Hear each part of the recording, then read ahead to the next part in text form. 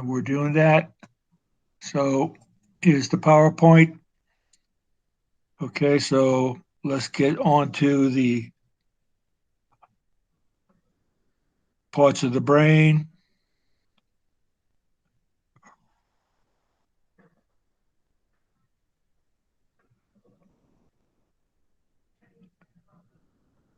Okay, so let's look at saltatory conduction. So if you have sodium coming into the nerve and there's local current, then the local current flows just ahead of itself. And as that local current flows, the change in potential is carried down the axon away from the cell body. If you have a myelinated nerve, the sodium rushing in right around the axon hillock is going to jump to these nodes of Ranvier, to these intermissions or interruptions of the myelinated internode.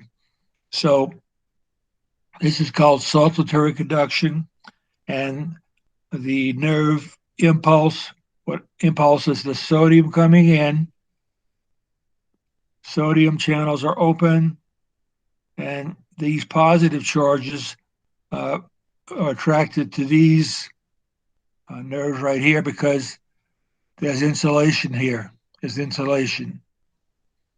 Okay, so that's this is called saltatory conduction. Okay, we went through the synapse. Let's get to, okay, let's review the meninges. Here's the skull bone. Then you have the dura mater with an outer layer, a sinus, and an inner layer. Then the arachnoid, because it looks like a spider web. The pia mater is a thin membrane on the top of the brain. So those are the three meninges. Okay, let's keep going. The spinal cord has nerves leaving it and carrying messages away from the spinal cord and to the spinal cord. These various spinal nerves are named according to the segment of the spinal cord: cervical, thoracic, lumbar, and sacral. So that's the spinal nerves. What happens in the spinal to the spinal nerves in the spinal cord? Sensory information or afferent information is carried through the dorsal root into the gray horn, the gray matter. The gray matter is at the center of the spinal cord.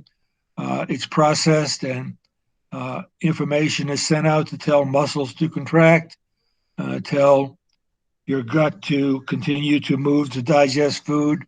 And if we look at how that processing goes on, any somatic sensory coming into the dorsal horn here, it's going to be processed from muscles, from muscle position and information telling that the certain parts of the body have been subject to a stimulus or you have to move a certain way. And that's all going to be processed from sensory input from the somatic sensory system. And somatic motor will be where impulses are sent out to cause muscle to contract. Visceral sensory is all of the sensory input coming into here, into this part of the gray matter of the spinal cord. It's where information on your bladder distension, on your state of contraction in your digestive tract, the functioning of your lungs, functioning of your kidneys, and then that's going to be processed in the visceral motor, and it's going to leave through the ventral root, and it's going to cause you to feel the fullness of your bladder, for instance, and you have to evacuate your bladder. Then a lot of things that are automatic, peristalsis, movement of digestive movement of the digestive tract, including controlling dilation or constriction of blood vessels, and so on. So you should know that the dorsal root ganglion is a sensory nerve carrying information from reflex actions, from stretching of your muscles, position of the muscles. The visceral sensory carries information from all your gut, from your lungs, your digestive tract, your kidney, your bladder. All of those are carry that sensory information, and that information is then processed here for visceral motor, processed here for somatic. Somatic motor means impulses sent to cause muscle contraction. Visceral motor is motor impulses leaving the spinal cord that are automatically taking care of your digestion, respiration, urination, and so on. Here's a cross section of the spinal cord, an actual slide. So make sure you know all of these areas. There'll be webisines on that.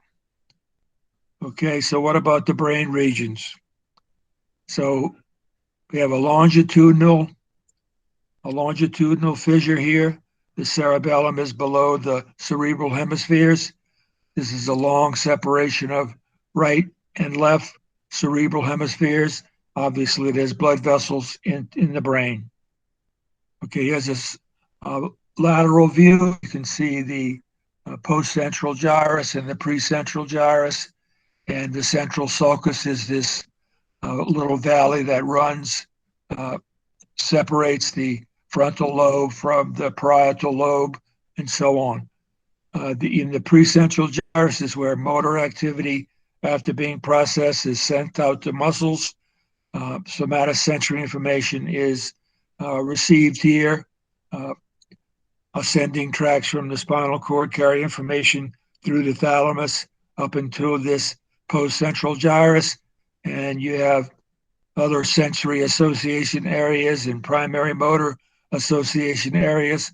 So this is for the higher processing of input of sensory information and output from the precentral gyrus, or the motor center of the frontal lobe, and that's going to be sending out information for complex movement. If you do a cross section through the brain, and these will be the exact structures that are on the sheep brain, the corpus callosum is the white matter, white fibers that connect the cerebral hemispheres, right and left.